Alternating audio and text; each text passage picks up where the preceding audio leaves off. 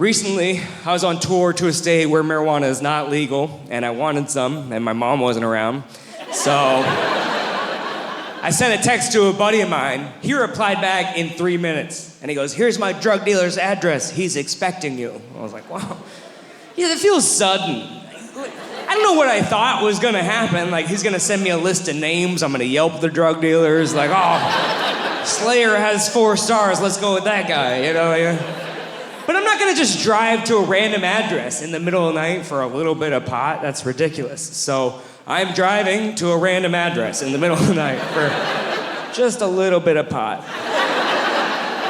And I'm realizing on the ride there, I'm like, this is exactly why weed needs to be legal everywhere. I shouldn't have to get stabbed behind a dumpster of a 7-Eleven just to make a Ben Stiller movie funny for once. That seems like too much work.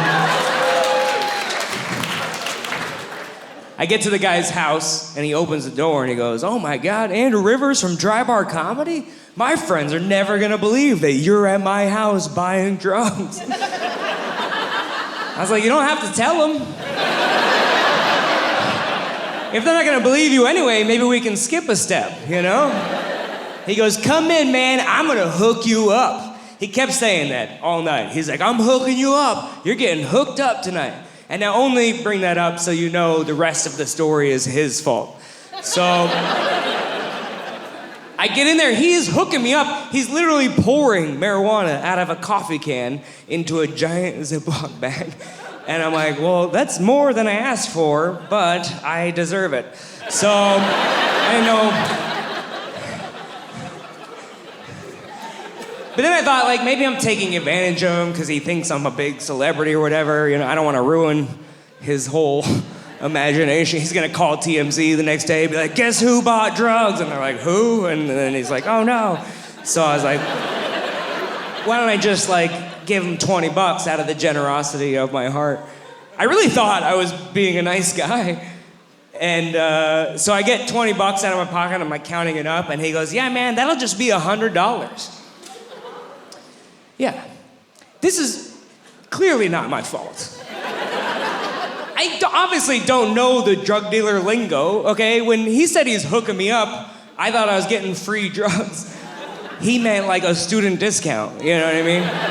Imagine if I said, "I'm hooking you guys up with tickets tonight," and then you showed up and they're like, "It's $40 each." And you'd be like, that's a reasonable price for a level of talent we're about to see, but we really had our hearts set on free. Maybe we could work out an early bird special or something, you know?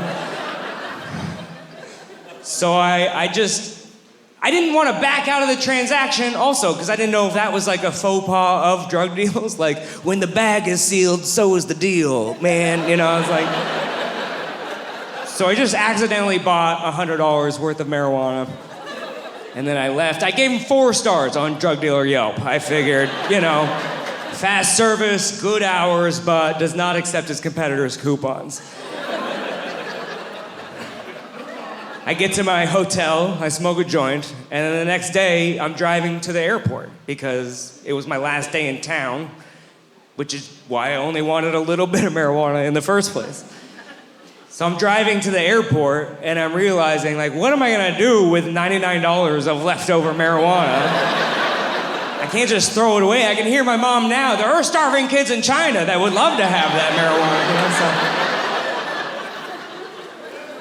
Then I had an idea. I was like, I'll just mail it to myself. Yeah. Where would he come up with that plan? Thanks, Mom.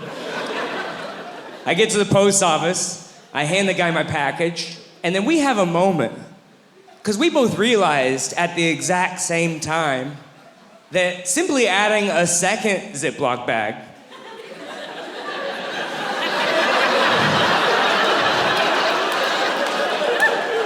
does not cover the smell of $99 worth of marijuana. I know that seems obvious, but this is still my first felony. You gotta remember, the other one was downgraded to a misdemeanor, so this is crazy. You're not gonna believe this. It turns out when you smoke marijuana, you also smell like marijuana. So the whole car ride, I put it in another bag and I was like, I don't smell anything. And I got to the post office, I put it in another bag, and I was like, I don't smell anything. And then as soon as I handed it to the guy, I was like, that's all I smell. And then he made eye contact as if to confirm it. He was like, don't do this to me, man. You put me in a tough spot. So I just backed out slowly. I was like, be my guy on the inside. I get to my car, and I immediately Googled, what happens if I mailed myself drugs? Which has got to be the dumbest move of all time. I'm still on their Wi-Fi. Like, they don't even need a warrant to just go through my phone and be like, oh, look at that. Super guilty. Also, not the most embarrassing thing on my search history, okay? Definitely the most illegal, but not the most embarrassing. They were stepsisters, that's fine, technically. Don't worry about it.